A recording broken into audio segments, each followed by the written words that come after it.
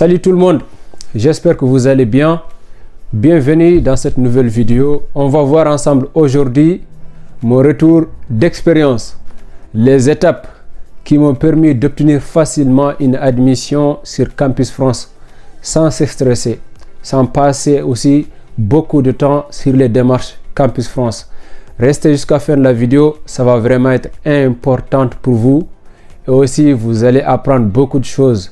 Surtout, n'oubliez pas de prendre des notes, c'est très important, et respecter les étapes. Ça vous permettra de réussir vos démarches Campus France. Les amis, je vois quelque chose sur ma chaîne YouTube qui est un peu décevant. Il y a plus de 85% qui regardent mes vidéos sur la chaîne et qui ne sont toujours pas abonnés sur ma chaîne YouTube. Alors que c'est gratuit les amis. Je fournis énormément de temps pour vous faire des vidéos, de vous partager mon expérience, de vous aider pour réussir vos démarches Campus France. Juste cliquez sur le bouton s'abonner. C'est gratuit les amis. Abonnez-vous, likez la vidéo et partagez-la avec votre entourage. C'est très important. Si vous êtes prêts, après le générique.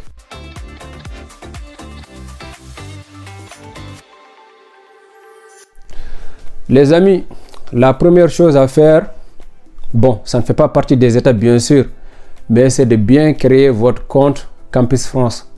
Créer son compte, c'est-à-dire, c'est de le créer, de le remplir comme il faut, de ne pas faire des erreurs sur vos informations personnelles en remplissant vos coordonnées, votre numéro de téléphone, votre adresse mail, votre adresse personnelle, votre âge, date de naissance, etc. Donc faites attention, ne commettez pas des erreurs sur vos informations personnelles. Maintenant, c'est parti pour les étapes essentielles pour obtenir une admission, pour maximiser vos chances à 100% d'avoir une admission sur Campus France. Les amis, n'oubliez pas, si vous êtes nouveau, abonnez-vous sur la chaîne, ou si vous me suivez depuis longtemps, les amis, donc abonnez-vous, c'est gratuit, sans perdre du temps. La première chose qui vous permettra de réussir facilement vos démarches Campus France, de vous démarquer des autres personnes, de réussir de convaincre les agents de Campus France, de convaincre les universités, c'est de choisir un projet professionnel cohérent avec votre parcours d'études. Comment choisir un projet professionnel? Choisir un projet professionnel, c'est avant tout d'abord de vous poser la question: qu'est-ce que je souhaite faire? Qu'est-ce que je sais faire? Qu'est-ce que je veux faire? C'est ça un projet professionnel cohérent. Pour obtenir un projet professionnel cohérent, il faut vous d'abord que vous posez des questions. Qu'est-ce que vous voulez faire? Qu'est-ce que vous savez faire? Qu'est-ce que vous souhaitez faire? On a tous un savoir-faire, on a tous des objectifs, des ambitions et on sait qu'est-ce qu'on veut réellement dans la vie. Donc, avec votre formation que vous faites actuellement, vous allez vous concentrer. Ma formation me mène vers où? Quelle route? Quel projet professionnel? Donc, je réfléchis moi-même, je crée mon projet professionnel, un projet professionnel cohérent avec ma formation, un projet professionnel bien sûr qui existe réellement dans la vie. Donc, je me dis que voilà, moi je souhaite faire ça et je sais que je sais faire ça et je suis passionné par ça. Donc, mon projet professionnel c'est ça. Je vous donne un exemple. Si par exemple, vous êtes en biologie, il y en a qui disent ici que tout le temps je donne des exemples en mathématiques, en informatique, c'est normal. Bah, je suis à la fac des sciences, donc c'est normal que je donne des exemples tout le temps en mathématiques ou en informatique. C'est plus facile pour moi. D'ailleurs, c'est ça que je fais même à la fac. Si vous ne savez pas, si vous avez des questions, vous pouvez poser, je vous répondrai avec plaisir, sans problème. Donc, si vous faites biologie ou bien la littérature ou bien la philosophie, peu importe votre domaine. Supposons biologie. Vous allez vous asseoir, vous allez regarder qu'est-ce qu'un étudiant en biologie, en licence 3 ou en master ou bien après doctorat, qu'est-ce qu'il peut faire. Vous allez lister ça point par point. Un étudiant en biologie, quand il finit, il peut faire ça, il peut faire ça, il peut faire ça. Vous allez regarder, vous faites vos recherches sur chaque projet. Sur ce projet, c'est ça, je peux devenir un enseignant, je peux devenir un consultant, je peux devenir un médecin, pourquoi pas à la fin, je peux devenir autre chose. Vous regardez qu'est-ce qui vous passionne réellement. Et vous cochez ça, vous mettez à côté. Après, vous allez regarder le parcours. Si vous êtes en licence 1 par exemple, il ne faut pas dire juste que je veux devenir un enseignant. Alors que vous ne savez pas, pour devenir un enseignant, il faut aller jusqu'au Master 2 ou bien faire la thèse ou bien avoir certaines notes pour être sélectionné.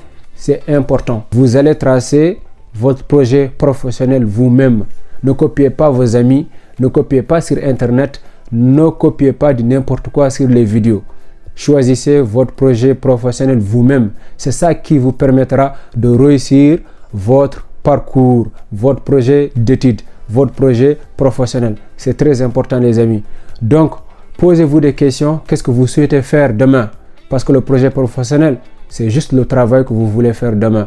Qu'est-ce que vous savez faire actuellement? Et qu'est-ce que vous voulez faire? C'est très important. Cela vous permettra de réussir facilement à vous créer un projet professionnel cohérent avec votre parcours et surtout sans vous stresser, sans copier à vos amis, sans tricher aussi. Et ça vous aidera aussi à convaincre les agents de Campus France et les universités.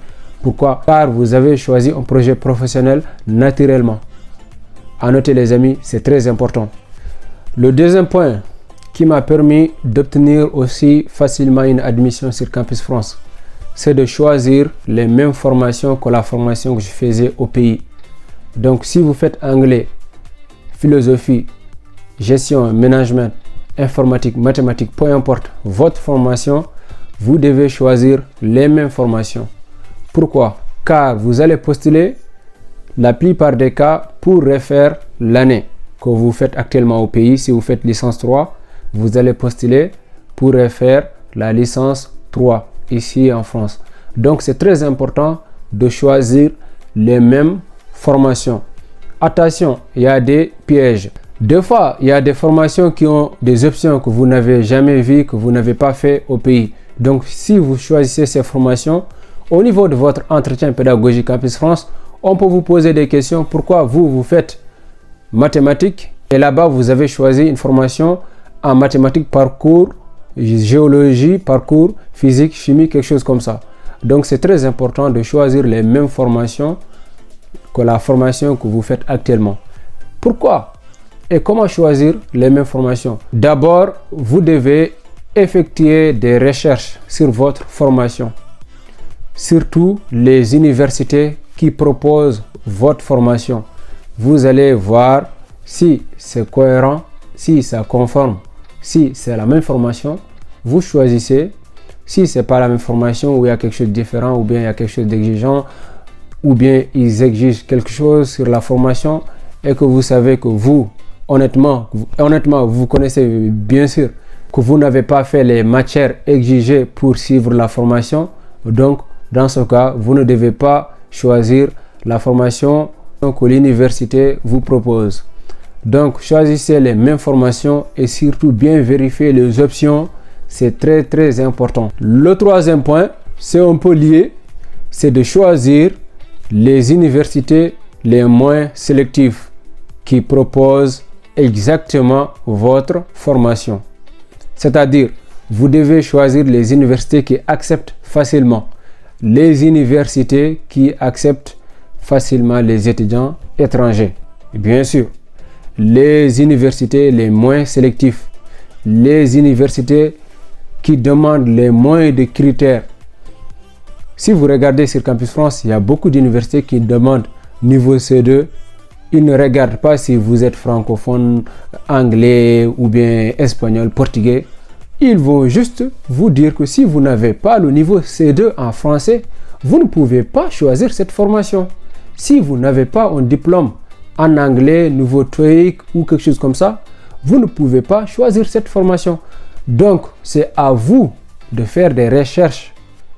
Bien sûr, les universités qui proposent votre formation et les moins sélectifs, qui ne demandent pas beaucoup de critères et surtout qui acceptent beaucoup d'étudiants étrangers. Si vous partez sur le site Campus France, vous cherchez par exemple l'université de Marseille, vous partez sur leur catalogue de formation, vous allez voir combien de pourcents qu'ils acceptent des étudiants étrangers par an. C'est très important. Il faut voir le taux, si c'est 5%, 10%, 15%. Sur tel nombre d'étudiants, vous-même, vous pouvez donner une conclusion. Est-ce que cette université, il accepte des étudiants étrangers ou bien il fait que refuser les étudiants? C'est très important. Donc faites ça. Je vous proposerai d'autres vidéos. Ne vous inquiétez pas. Il faut juste s'abonner. Surtout liker la vidéo et laisser un commentaire. C'est très important. Je réponds à tout le monde. Ça fait plaisir déjà. Et surtout, je suis là pour vous aider. Le quatrième point, très important les amis, c'est de faire un très bon CV. Comment faire un très bon CV? C'est bien sûr, vous allez me dire pourquoi. Ça peut être un autre sujet d'une autre vidéo. Mais je vous explique les amis. Pour faire un CV, je vous recommande d'abord de faire vos CV sur Canva. C'est gratuit, mais vous pouvez prendre l'option Pro.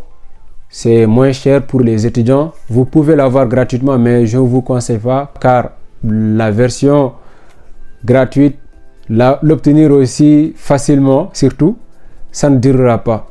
1, 2 semaines, 3 semaines, ils vont bloquer. Donc, vous allez perdre vos templates, vos designs que vous avez mis sur Canva. C'est moins intéressant. Donc, essayez de payer si vous avez les moyens. Sinon, si on a mis un Canva Pro ou quelque chose comme ça, vous pouvez faire un très bon CV sur votre Canva. Sinon, même le gratuit, ça vous suffit aussi.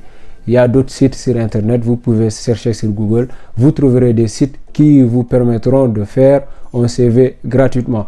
Faire un CV, c'est quoi? Le CV, ça veut dire que si un recruteur est devant votre CV, il doit être capable de deviner, de définir qui vous êtes. Qu'est-ce que vous faites? Qu'est-ce que vous avez fait? Qu'est-ce que vous savez faire? Et qu'est-ce que vous voulez faire? Et qui vous êtes réellement? C'est ça un CV. Si vous savez ça, vous pouvez réussir facilement votre CV. Ne vous inquiétez pas. Il n'y a pas une manière de faire un CV. Il y a plusieurs manières. L'essentiel, c'est de lister tout ce qu'il faut à la place où il faut vraiment. Tous les amis. Je vais faire une vidéo pour faire un CV directement avec vous ici sur la chaîne. C'est très important. Faire un très bon CV. J'ai pris mon temps, moi, de faire un CV. Le moment que je faisais mes démarches Campus France, peu de personnes connaissaient les Canva, beaucoup de logiciels sur Internet. Moi, je fouillais partout. J'étais là sur Internet. Quand je vois quelque chose, je rentre dedans. Direct, j'essaye. J'ai fait un très bon CV. J'ai mis ma photo, j'ai mis tout en couleur, j'ai envoyé. Très bon. Je sais que le CV m'a permis d'obtenir facilement une admission. Donc, négligez pas le CV. Le dernier point, les lettres de motivation. Oui, j'ai rédigé mes lettres de motivation sans copier sur mes amis ni sur Internet. Je vous déconseille de copier vos lettres de motivation, de copier vos lettres de motivation sur Internet ou bien de prendre les lettres de motivation de vos amis et les modifier. Même si j'ai fait des erreurs sur mes lettres de motivation, j'ai pris mon temps de rédiger mes lettres de motivation. Les amis, je vous donne une astuce.